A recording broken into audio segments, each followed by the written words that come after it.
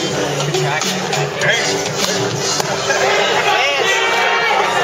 we go. Dance. Okay, as we talk over the hottest tunes from Chile. So, I'm really excited tonight for several reasons. One, we're starting on time.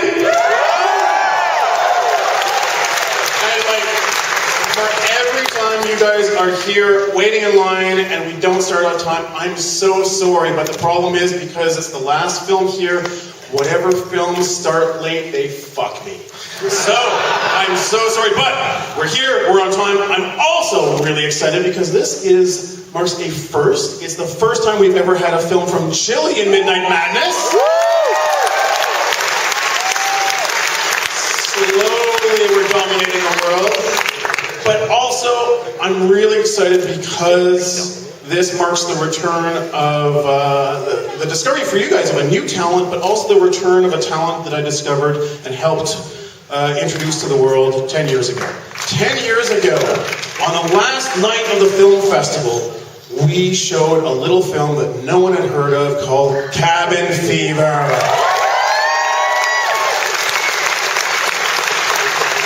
And the face of modern horror changed. And then a couple of years later, there was another film which was kind of under the radar, no one really knew about it, and it was also the first digital projection of the film festival, and that was Hostel. We begin by saying, we don't have a print, it's a work in progress, like, can you show digital? I'm like, we'll figure it out. And so I'm really happy that he's back because this film, he's the producer, co-writer, and he's also the star, and you guys know him, and he loves Toronto so much. Put your hands together for Mr. Eli Roth.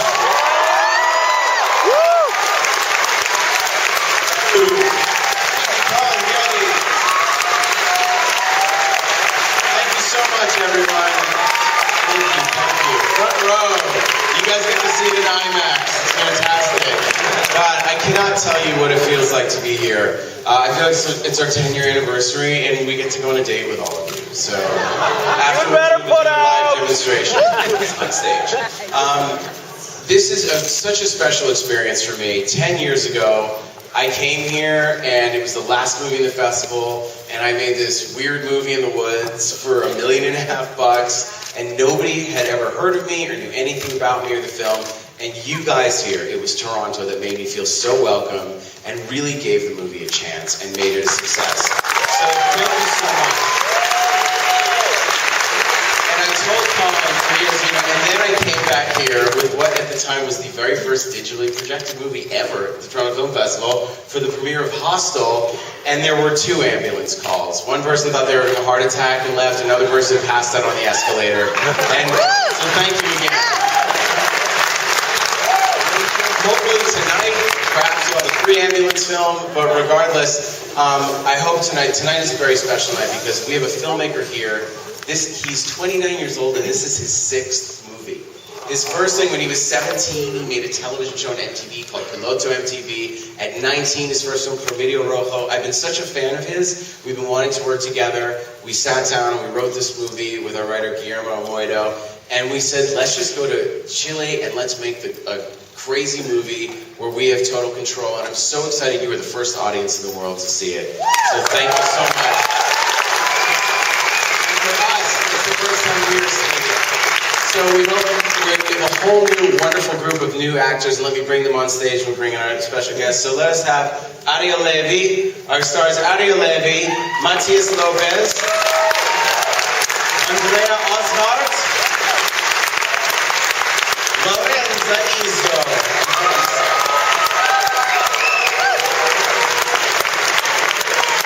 And of course, last but not least, our fearless director. Please make him feel welcome, Nicolas Lopez.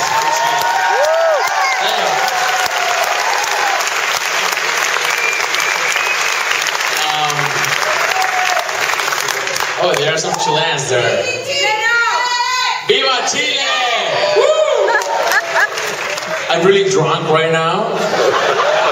Like super drunk. Like I masturbated thinking about Eli like 2 minutes ago. You know, because he's like the George Clooney of horror. You know? George Costanza horror, which is super lame. You know, when I grew up, I was watching like movies from George Romero and Guillermo del Toro, and like all the directors were like fat and they have a beard, and now you have to be all fit and shit, you know. So it's a nightmare. Eli has me on a diet, you know. I haven't eaten sugar in 2 months, and I still look like this. So fuck this bullshit, like for real. Like, look at this, you know. 2 fucking months, you know. I'm fat. So I don't know what to do because now to be a hard grip, you need to look like an Abercrombie model. So it's really hard for me, You especially. bring that look back though. I know, especially being a Chilean. No, but tell them about the first movie you ever saw, and then we'll do a Q&A after. Well, the first movie that I ever saw was Back to the Future Part 2, but the thing was that I was really young, so I thought that it was Back to the Future Part 1. So for me, Back to the Future Part 2 was the prequel, you know? So Back to the Future Part 3 is like Back to the Future Part 2. So the summer of 1989 was like a really fuck up for everybody that grew up in that time, you know? And then you have like Rocky 4, Back to the Future 2, and Ghostbusters 2. I mean, what the fuck? You know? It was like really fucking hard. Like for me, if a movie doesn't have a fucking number after the title, it's fucking lame. You know? So that's why we call Aftershock. Like for me, Aftershock 2, the Street of the Ooze. You know? As an homage of the classic Teenage Mutant Ninja Turtles sequel that we all love. You know? So I'm really happy that you're here. I'm really happy that I'm drunk. I'm really happy that I masturbated thinking about Eli Roth. You know, like everybody here.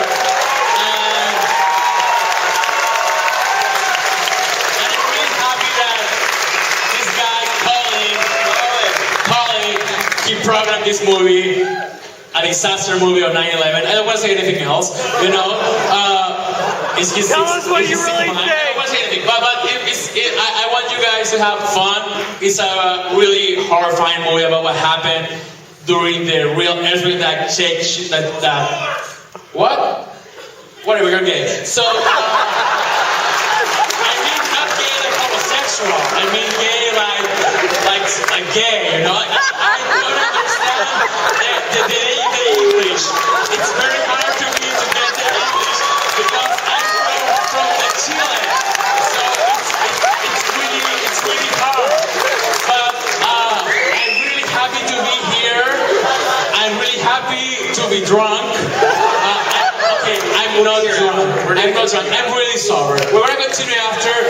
Have a good time. Q&A. And please, if you love this movie, please tweet about it and use the hashtag Aftershock, okay? Or you can use the hashtag Nicolas Lopez has a big cock, okay? And Guys, we're supposed to be sitting now. They want to watch the movie. and around me, we're both single, so if you wanna fuck a chubby Chilean, it's fine, you know? Like, if you wanna, basically, the main reason we're in this movie, We have a candidate right over here standing up. We have a candidate right we here. don't get it, guys or girls. We just At wanna, $50 over here. No, we I just- see 75. I see somebody making some bananas. Nicholas Lopez!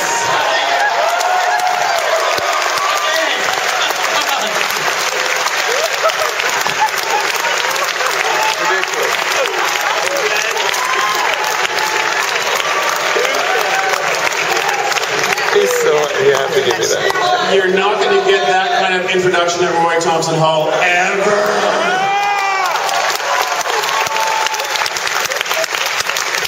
And I think that you just broke the F-bomb record that Kitamura set for No One Lives. Thank you very much.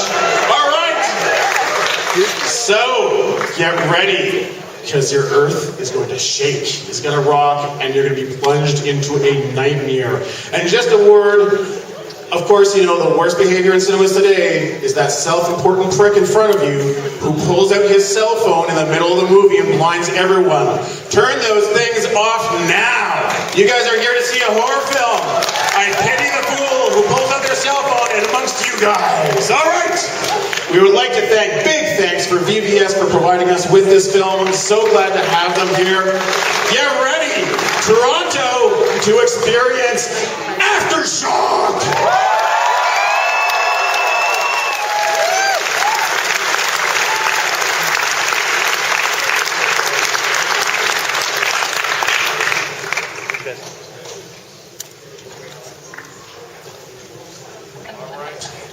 All right, time for you to meet your new friend from Chile. Nicholas Lopez!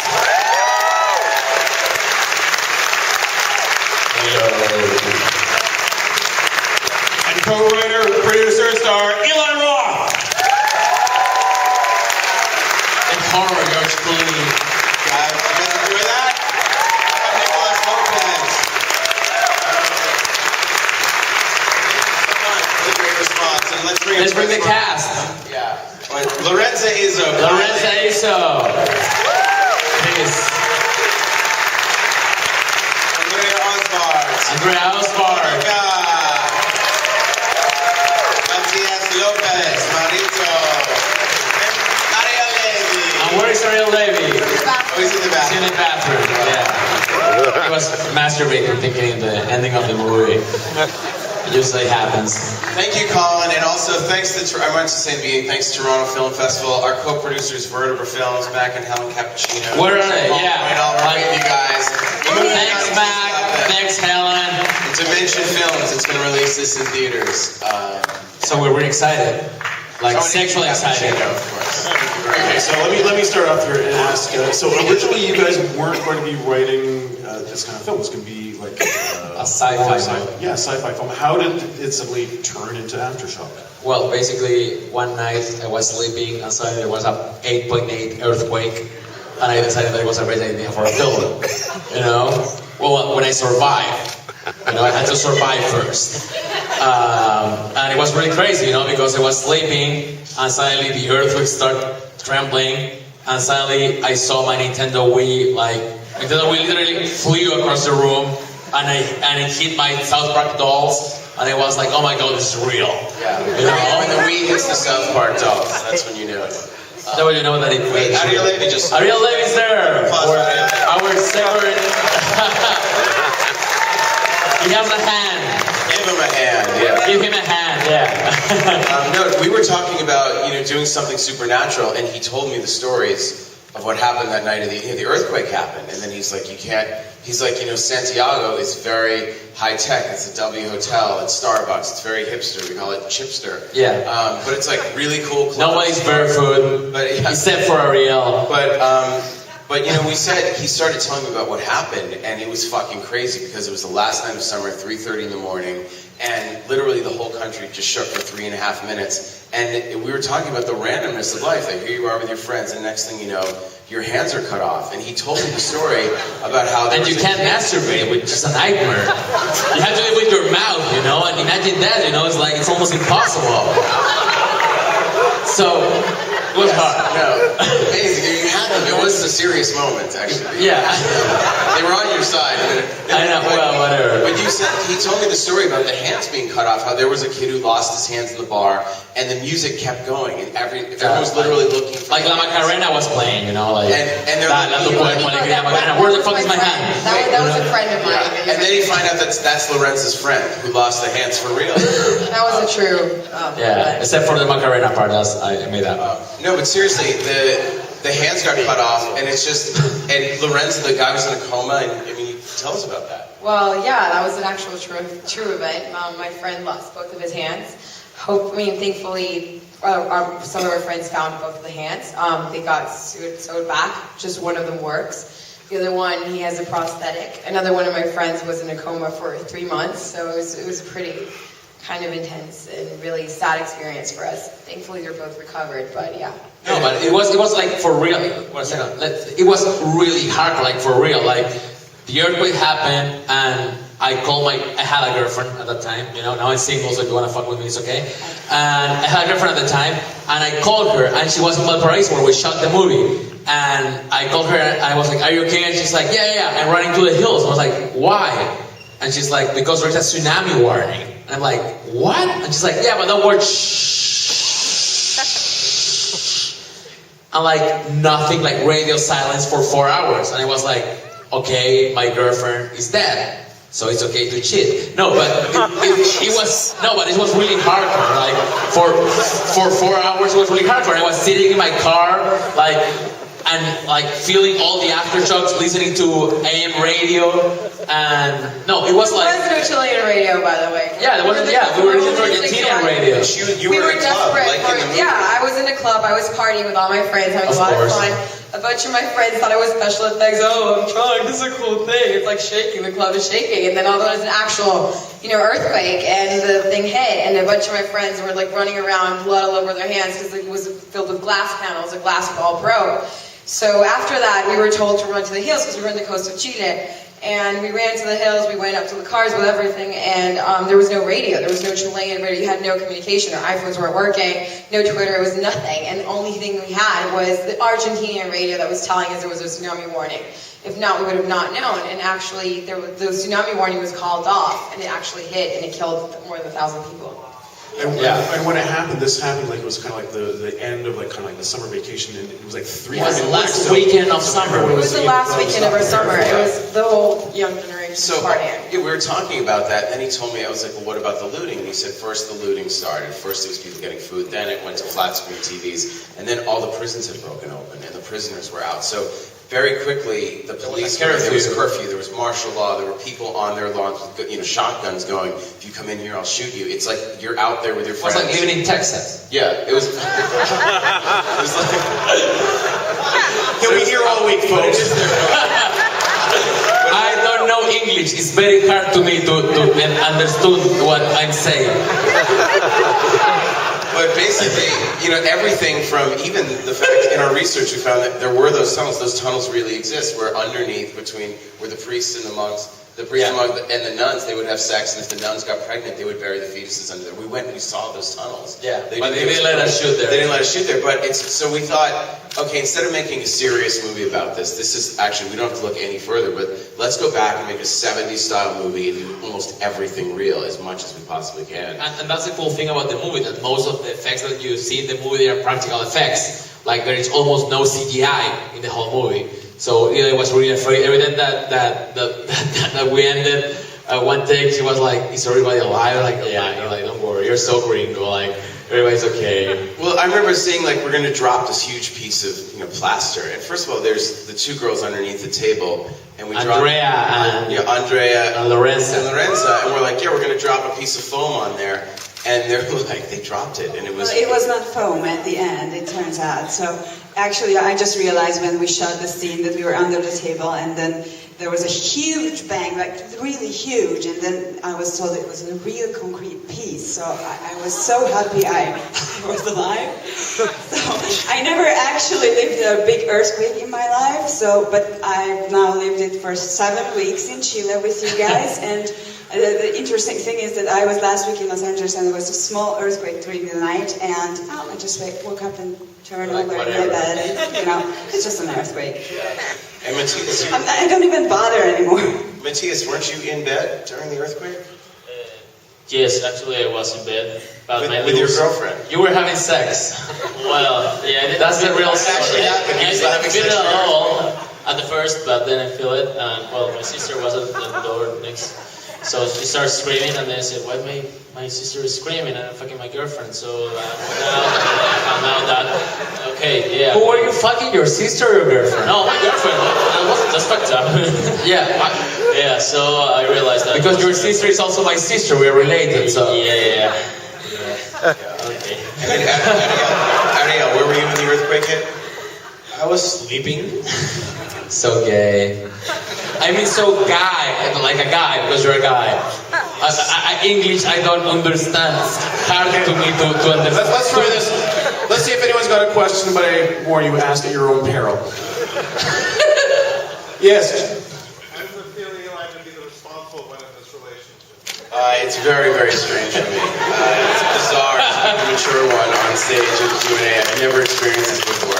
But I actually remember his first introduction to Promedio Rojo when he was 21, which was about the same level of this. He's like, if you don't like me, I remember I knew I'd like him because in his introduction goes, if you don't like me, I'll be on the exit. You can spit on me on the way out, but spit on the balls because that makes me come when I masturbate. That was his introduction to the movie, and you can see how much he's grown since then. It's very classy. You can watch his movies on Netflix, by the way. Yeah. Or you can pirate them, whatever. They're all on YouTube, so. Yes, sir. So for Eli, Yes. what's the best piece of advice that Tarantino gave you as a writer? And then by extension, what's the best piece of advice that Eli gave you as a writer? Repeat the question. Yeah, he asked what's the best piece of advice that Tarantino gave me as a writer, and what's the best piece of advice that I gave you as a writer. What Quentin said was that when you write characters, every character has to be real and has to be a 360-degree character, and you can't have movie convenience. The character can't suddenly know how to get out of handcuffs unless there's someone who has gotten out of handcuffs before. But he said that everything we do, like with Hostel, it has to be something that you or I could do.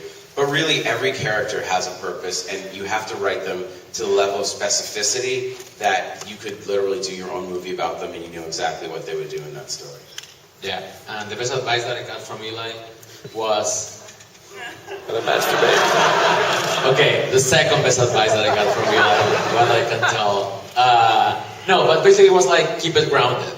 You know, you're making a horror movie, keep it grounded. Because if you do something that is too wacky, or do it just because, like, if you do something that is just for the fun of it, people are not gonna believe it. And I think that the cool thing about Aftershock is that, in a way, the movie is really grounded. Like, everything that happens in the movie happens for a reason, and we spent a lot of time in developing the characters. Like, there is something that I hate about genre movies now, is that every like big budget movies that it's like 5 minutes, you know the character, and then there is an earthquake or something explode or whatever. You don't spend time with the characters. And here with Aftershock, we wanted to spend time with the characters, So in a way, like in Chile, I have a trilogy of romantic comedies. The first one is called Fuck My Wedding. No, Fuck My Life. The second one is called Fuck My Wedding, and the third one is called Fuck My Family. And we used to call this movie Fuck My Hostel, because it was like the perfect mix of our sensibilities. So I think that was the best advice that I got from Mila, like keep it real, bro.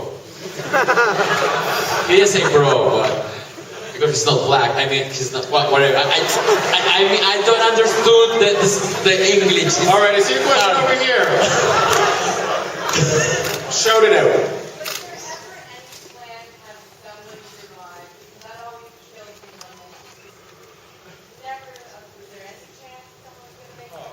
Well, you never actually meet Monica. You don't know that Monica's actually an amazing swimmer.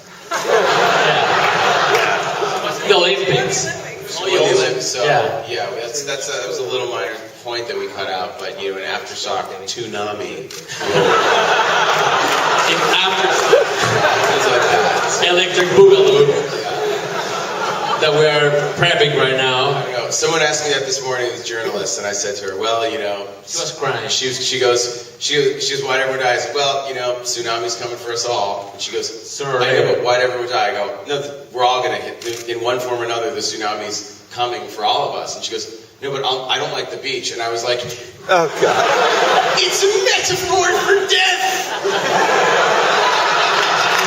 We will all die, including you. Good day. She had a heart attack. It was really awful. When does the film come out in Chile? In Chile? We don't know yet. We don't know. Dimension, the one Dimension just bought the movie, which is, thank you, it's very exciting. Congratulations, Nicholas, his first movie released theatrically. And all of these people. L'Oreal, Matias, Andrea, Lorenza. It's great. So once they pick the U.S. release date, then we literally just finished it 4 days ago. So this is actually the first time. It's the first time that we see the movie on a big screen. So Yes. Selena Gomez. I will just tell you, I was petrified that she was going to come with her boyfriend. I was scared for his life.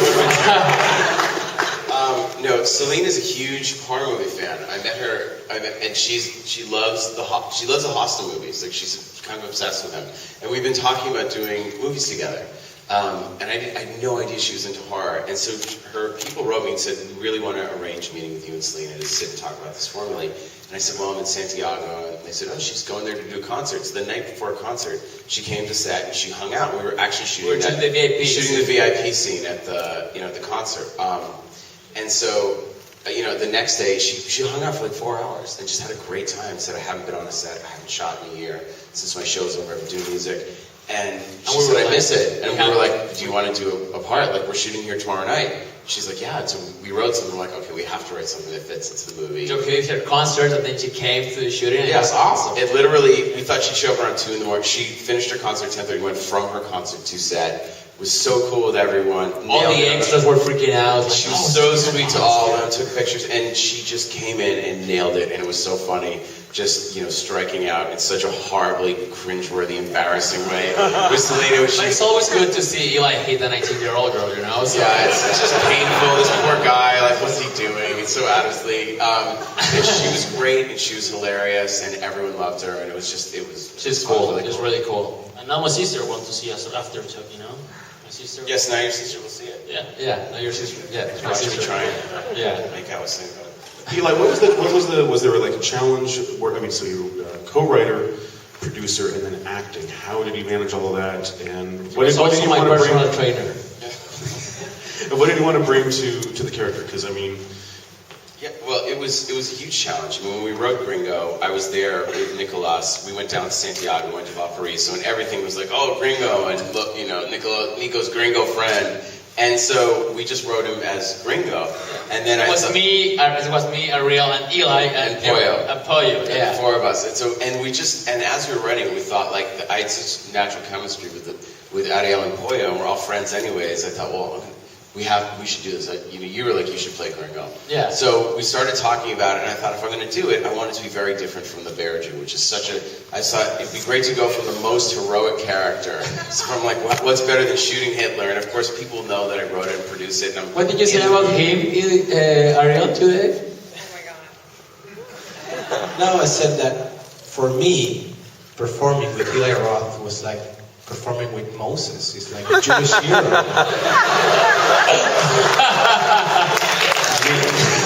Especially being a Jew. You're so inspiring for every Jewish boy all over the world. And how do you call yourself? We can shot Hitler. Yeah, and he's the Bear Jew and you're the... Teddy Bear Jew. He's the Teddy Bear Jew. So I love that. They've been doing it all day. You're not the first. The hyena is out at 2 in the morning. I wanted to write first. We wrote the script. That was the challenge, to write something that is going to follow a certain path but subverts expectations, and that's always the fun, is setting an audience up one way and completely flipping it on its head. And we want to set him up like he's going to be the hero. He's our main character. Of course, he's going to save the day, and he winds up being the biggest pussy chicken shit. Sells out the girls. It's like horrible. And I thought, God, this would be great because no one will be expecting that I'll give away where the girls are and just be so. But you also understand it because he has a daughter. It's some survival terror instinct that suddenly everything else gets blocked out. And in a way, it all started because of the blogs, because when the news came out that we were making Aftershock and that Eli was playing a part, it was like, oh, Eli's gonna be the hero. He's so the hero. We were like, fuck them, Yeah, He's gonna be the hero. It'd be fun. And I thought it'd be really fun to play a Fuck character the blogs. but that's human and vulnerable, but that ultimately, everyone in the way sort of dies because of their weakness. Gringo, because of his daughter, and we wanted, Pollo because of his father. Ariel's always texting. Ariel's He always gets his head texting. cut off. Everyone's sort of punished, in a very specific So way. don't text while you're in a movie. You know what could happen. But it was hard. But I had great producers, Matt Cappuccino and Miguel Asensio and Brian Oliver and everyone. They like Jim Holt. When you have good producers around you, I could actually switch hats. But I was covered head to toe in fake. Helen Cappuccino. Yes, both days. And so, at the end of the day, I'd have to sit there and sign contracts and do emails just completely covered in blood and plaster. And usually, it was too many jobs. all right, let's hear it for Aftershock. Wait, I'd like to say one last thing. Our main cast, and this is hugely important. With a horror movie, more so than any others, especially one with a fresh new cast that is not a cast of major movie stars, but people that we would like to become major movie stars, the first impression is hugely, hugely important. And every single person in this room, you all control the fate of this movie. It is coming out, but the theater owners pay attention, the distributors pay attention. We spent 2 years working on this movie. Yeah. We put our heart and soul and blood. If you like the movie, I swear to God, if only 10 of you do it, to take 30 seconds to write a tweet about the film and tag it like Aftershock. Tweet, I Facebook, cannot. whatever. But Twitter, I cannot tell you the difference. The theater owners and distributors are checking Twitter after screening, and it will help the movie get a bigger release. It will help Nicholas get launched in America. It will help everyone. And if you hated the movie, just please keep your fucking mouth shut until we open. Give it a fighting chance. And thank you, Colin. Thank you, Toronto. Yeah, so please, hashtag We Aftershock. will all retweet it. Yeah, we will all retweet it.